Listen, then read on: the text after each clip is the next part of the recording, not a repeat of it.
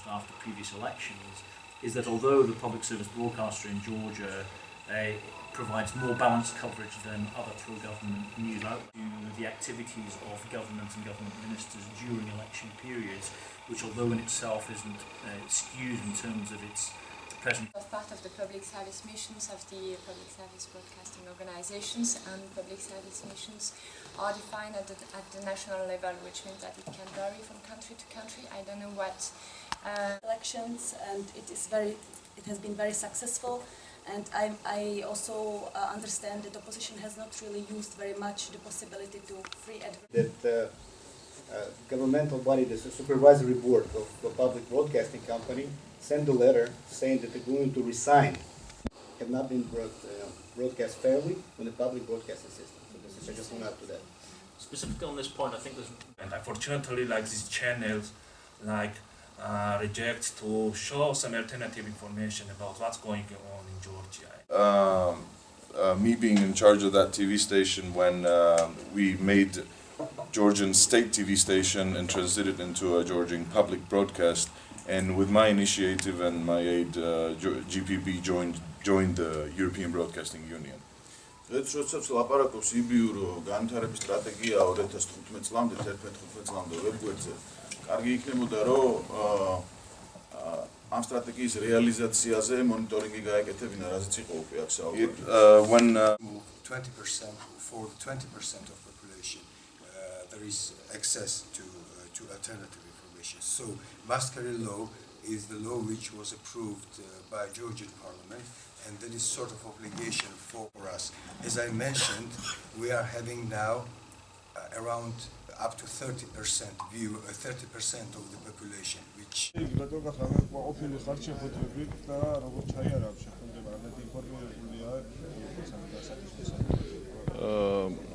ძალიან კმაყოფილი ვარ შეხვედრით, კარგად ჩაიარა, ძალიან კარგი დისკუსია იყო. ამ დისკუსიამაც აჩვენა რომ საჭიროა ესეთი დისკუსიები, ინფორმაციის გაცვლა, იმიტომ რომ მე კიდევ ერთხელ დავრწმუნდი იმაში, რომ არაინფორმირებულია, ნაკლებად ინფორმირებულია ევროპული საზოგადოება საქართველოში მედია გარემოს შესახებ და მედიაში მიმდინარე პროცესების შესახებ, რაც საქართველოში ხდება. Სამხრივი ინფორმაცია აქვთ მათ, აქვთ ხელისუფლებისგან ძირითადად ინფორმაცია, რომ იქ ყველაფერი კარგად არის, რომ მედია თავისუფალია, რაც აბსოლუტურად არ შეესაბამება სინამდვილეს.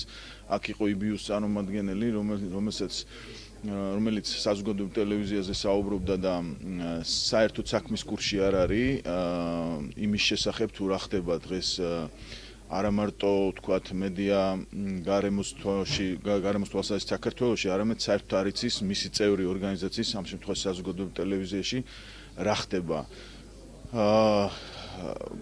მას არ აქვს საერთოდ ინფორმაცია იმის შესახებ, რომ ახალი ხელისუფლების შემდეგ, მოსვლის შემდეგ 2004 წლიდან 4-ჯერ გაიზარდა საზოგადოების ტელევიზიის დაფინანსება და 4-ჯერ შეუმცირდა მაყურებელი, ანუ 40%-ის მაგივრად, რაც ჰქონდა მას 2004 წელს საზოგადოებრივ ტელევიზიას 40% უყურებდა მოსახლეობის, საქართველოს მოსახლეობის, დღეს მხოლოდ 10% უყურებს.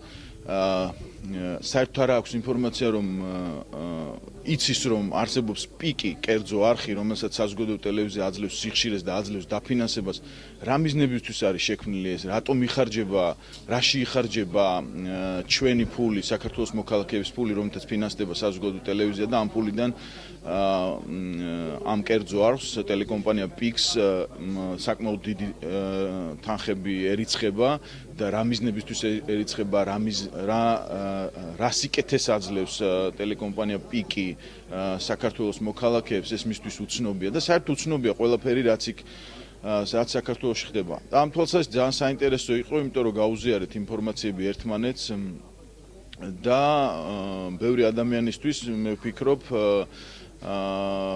საინტერესო იყო ჩვენი პრეზენტაცია, ანუ ეს დისკუსია, გავცვალეთ ინფორმაცია, მათ მიიღეს ბევრი ინფორმაცია ჩვენგან და მე ვფიქრობ, რომ ძალიან ხშირად არის ასეთი დისკუსიები მოსაწყობი იმისთვის, რომ ევროპულმა საზოგადოებამ გაიგოს სიმართლე ქართული მედიის შესახებ.